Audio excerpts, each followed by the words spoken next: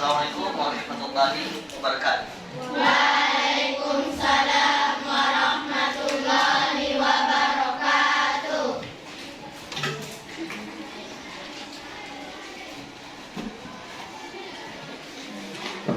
Baiklah anak-anak sekalian yang dirahmati dan dimuliakan oleh Allah Subhanahu wa taala.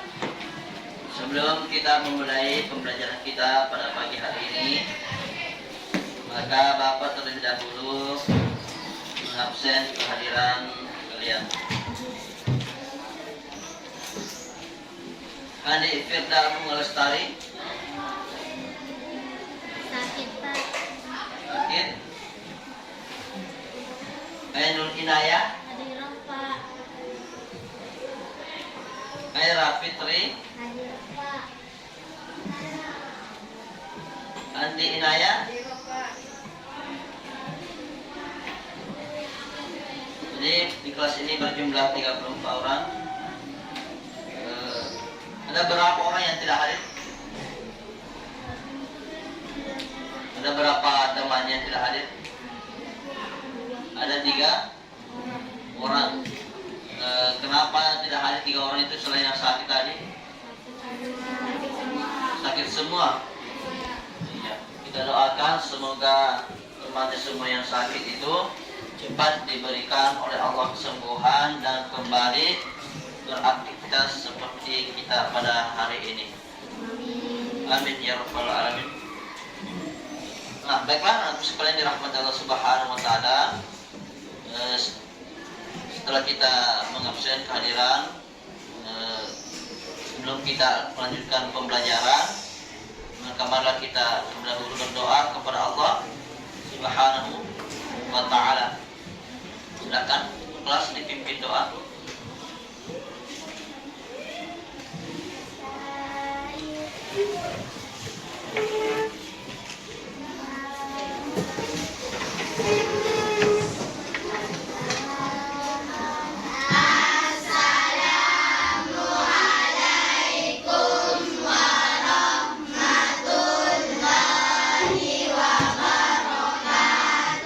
Waalaikumsalam warahmatullahi wabarakatuh.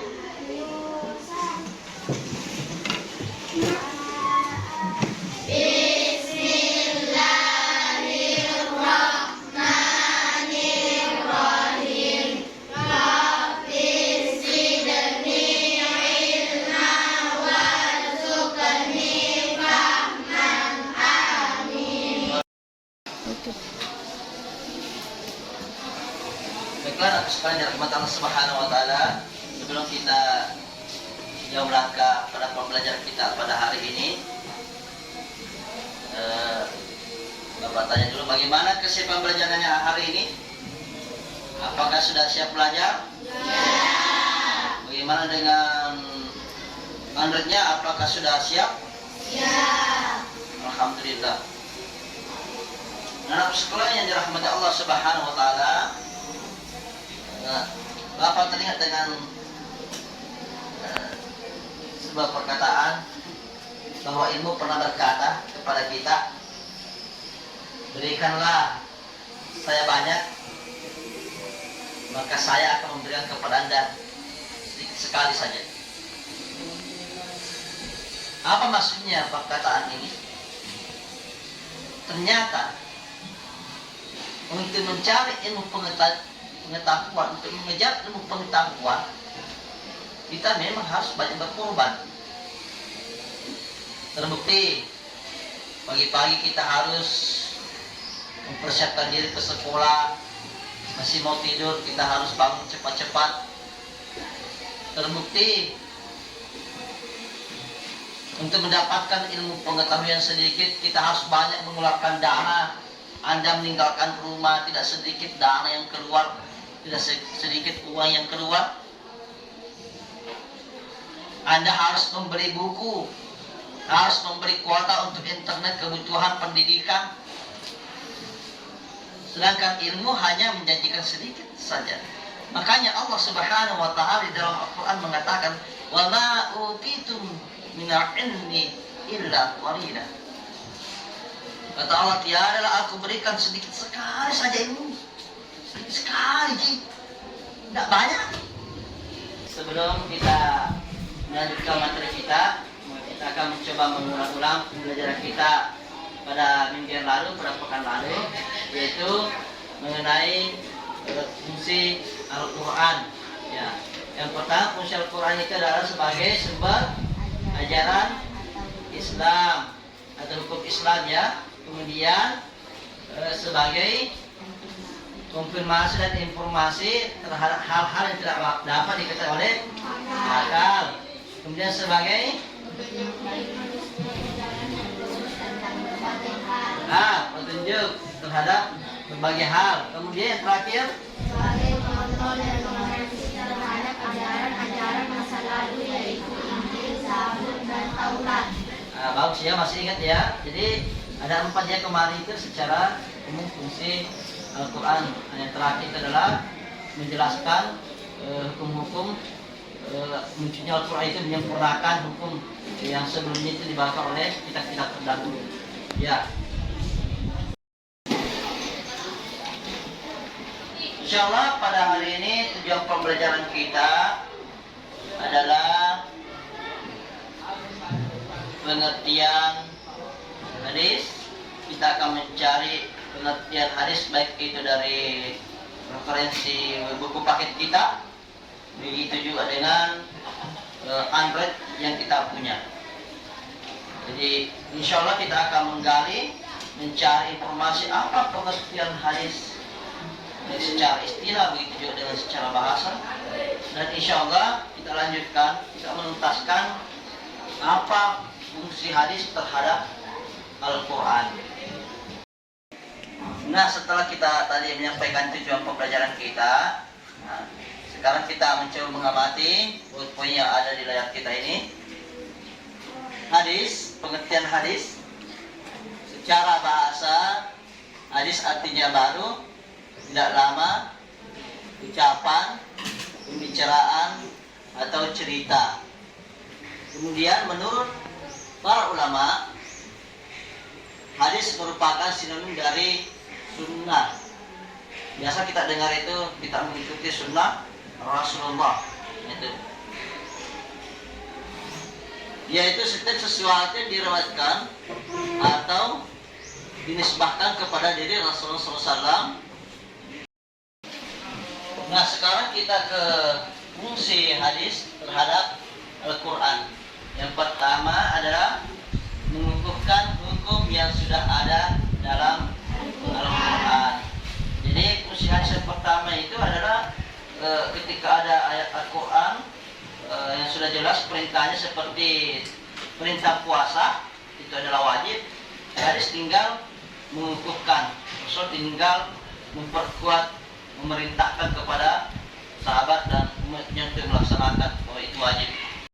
Sebelum kita mendiskusikan pengertian hadis, fungsi hadis, atau apa saja yang Anda ketahui tentang hadis, nanti ada cari di Android-nya. Nah, bisa perhatikan dulu ini video tentang ulumul hadis. Assalamualaikum warahmatullahi wabarakatuh. Alhamdulillahirabbil alamin. Allahumma shalli ala Muhammad wa ala ali Muhammad. Saudara-saudara sekalian, pada kesempatan kali ini kita memasuki pembahasan awal mengenai materi-materi hadis.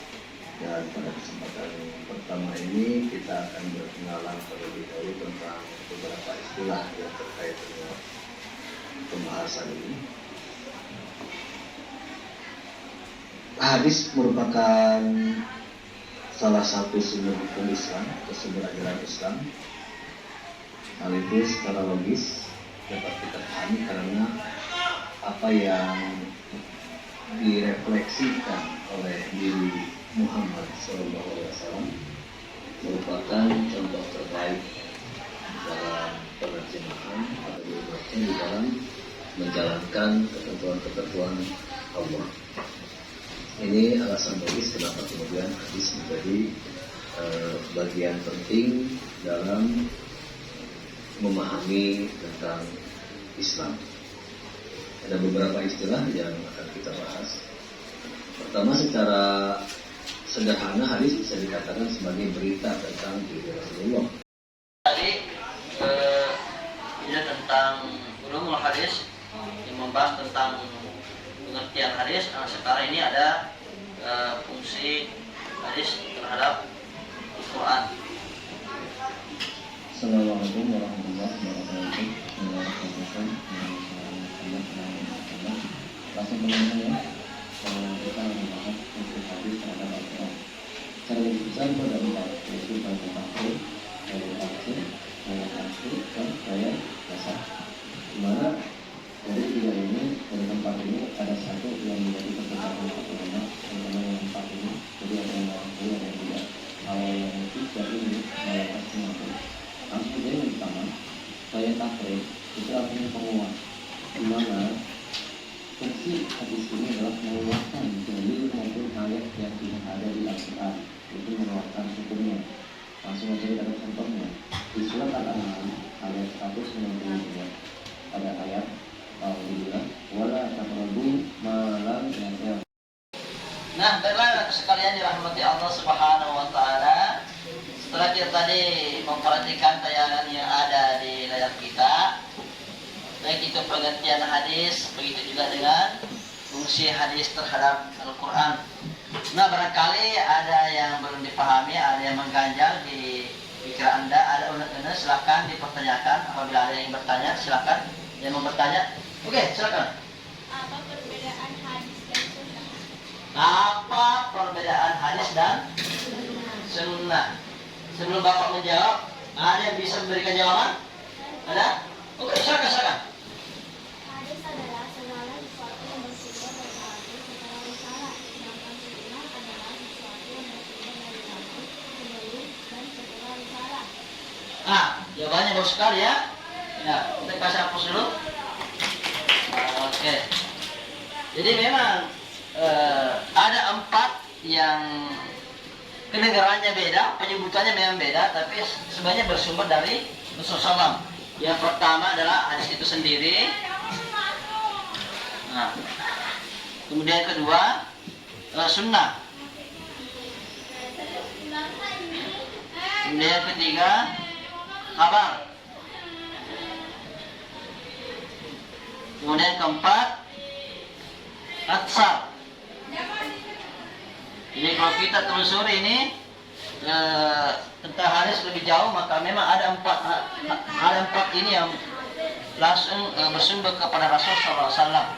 Apa perbedaannya? Walaupun ulama kita mengatakan bahwa hadis dan sunnah adalah sinonim. Kalau sinonim dalam bahasa Indonesia berarti sama. Pada dasarnya ini keempat ini sama karena sama bersumber dari Rasulullah SAW. Hanya saja kalau dari segi maknanya ya memang sedikit ada perbedaan. Kalau hadis itu setelah Rasulullah diberikan risalah. Nah itu. Sedangkan sunnah segala yang bersumber dari Rasulullah SAW sebelum mendapatkan risalah dan setelah mendapatkan risalah. Itu perbedaannya. Kemudian ada namanya khabar. Nah, setelah kita tadi menyelesaikan PowerPoint kita, setelah kita mengamati video yang ada di atas, silakan mencari, silakan mendiskusikan dengan teman kelompoknya apa itu hadis atau apa saja Anda temukan tentang hadis. Begitu juga dengan struktur hadis seperti apa. Silakan aktifkan nya. Silakan cari di buku paketnya. Ya. Silakan. Ya.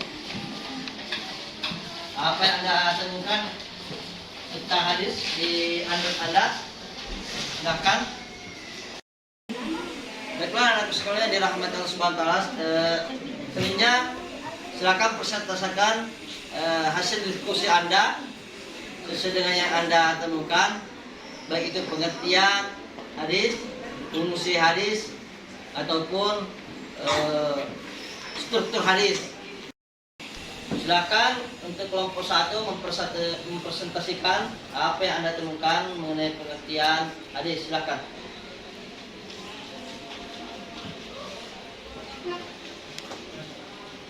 Assalamualaikum warahmatullahi wabarakatuh. Waalaikumsalam. Warahmatullahi wabarakatuh.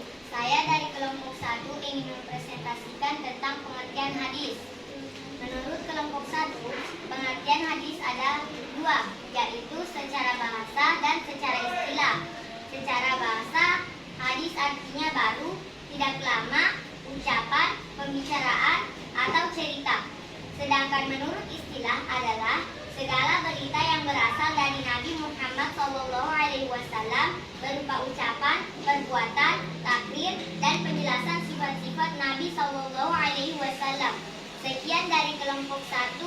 Assalamualaikum warahmatullahi wabarakatuh. Waalaikumsalam warahmatullahi wabarakatuh.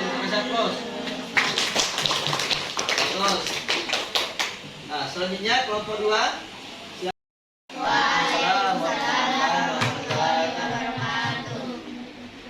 Hadis menurut kelompok 2 adalah 1. Mengulangi ketetapan yang sudah ada dalam Al-Quran. 2. Merinci ketetapan dalam Al-Quran. 3. Menambah ketetapan yang belum ada dalam Al-Quran. Ya, Assalamualaikum warahmatullahi wabarakatuh. Ya, bagus ya. Oke. Nah, selanjutnya kelompok 3, silakan presentasikan.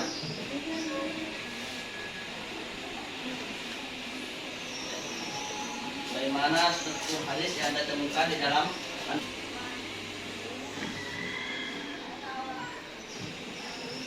Assalamualaikum warahmatullahi wabarakatuh. Waalaikumsalam warahmatullahi wabarakatuh. Saya dari kelompok 3 ingin mempresentasikan hasil diskusi dari kelompok 3. Hasil diskusi kami tentang struktur hadis, yaitu ada 3. Nomor 1 yaitu sanad. Sanad adalah rentetan atau matan rantai pada pengaruh hadis yang dapat kita kepada matan. Nomor 2, matan. Matan adalah segala sesuatu yang perkataan, perbuatan, ketetapan, dan sifat yang menjadi undang-undang. Setelah saya mempresentasikan tadi, adakah yang mau dipertanyakan? Bisa dicontohkan hadis yang sesuai struktur hadis yang disebutkan. Hadis oleh Abu Hurairah yang diriwayatkan oleh Muslim. Oh iya. Oke. Terima kasih. Jadi ada tadi pertanyaan temannya ya. Alhamdulillah sudah mendapatkan jawaban dari kelompok 3. Disuruh sebutkan hadis yang sesuai dengan struktur hadis. Hadis itu kan ada 3 strukturnya, ada sanad, ada matan, ada periwayat. Namun mungkin kita tidak bisa langsung contohkannya karena kita tidak hafal hadis. Seperti tadi contohnya, bahwa misalnya ada hadis yang diriwayatkan oleh Abu Hurairah atau diriwayatkan oleh Ibnu Abbas, ya kan? Baru ada isi hadisnya. Kemudian nanti dia lihat perawinya, siapa perawinya, apakah Muslim atau misalnya Ibnu Majah atau siapa perawinya di situ, atau mungkin diriwayatkan oleh Imam Bukhari, atau biasa ada muttafaqun alaih. Itu termasuk hadis yang konkret, lengkap sesuai dengan struktur hadis. Setelah kita menyelesaikan diskusi kita tadi mengenai pengertian hadis, fungsi hadis, itu juga kita diskusikan struktur hadis. Nah, sekarang Bapak mau bertanya, ini mudah-mudahan ada yang tahu. Hadis melihat dari banyak atau sedikit perawinya itu kan ada 2. Ada yang bisa sebutkan? Oke, silakan. Hadis mutawatir, hadis ahad terbagi 3, yaitu hadis sahih, hadis hasan, hadis dhaif. Jawabannya bagus ya. Oke, terima kasih banyak. Jadi ada 3 hadis ahad. Jadi yang pertama itu tadi adalah hadis mutawatir, kemudian hadis ahad, yang terbaik 3, ada namanya hadis sahih, ada hadis hasan, dan hadis dhaif. Bagus. Oke. Nah, sekalian, sebelum kita menutup materi kita pada hari ini, Bapak akan memberikan lembar kerja. Silakan dikerjakan. Ya.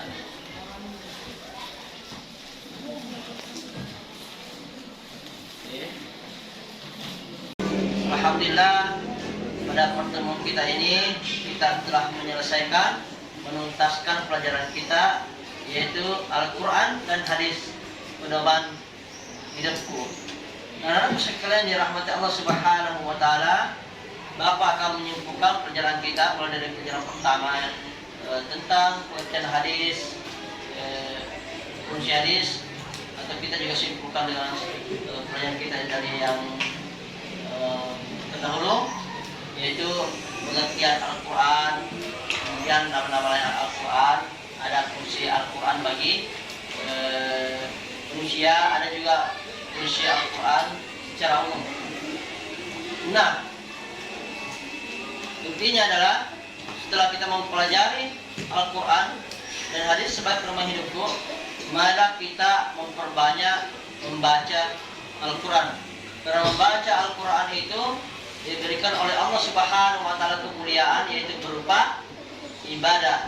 Siapa yang membaca Al-Quran satu huruf saja, maka Allah berikan ganjaran, Allah berikan balasan kepada Anda 10 pahala satu huruf saja.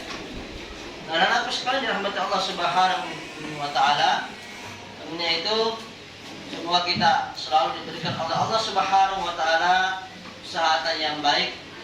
Semoga kita selalu diberikan oleh Allah Subhanahu wa Ta'ala perlindungan dan mendapatkan rahmat dan keridhaannya. Insyaallah dengan mempelajari Al-Quran kemudian kita mengamalkannya, kita termasuk jaminan dari Rasulullah SAW, khair man ta'allama al-Qur'ana wa 'allamahu.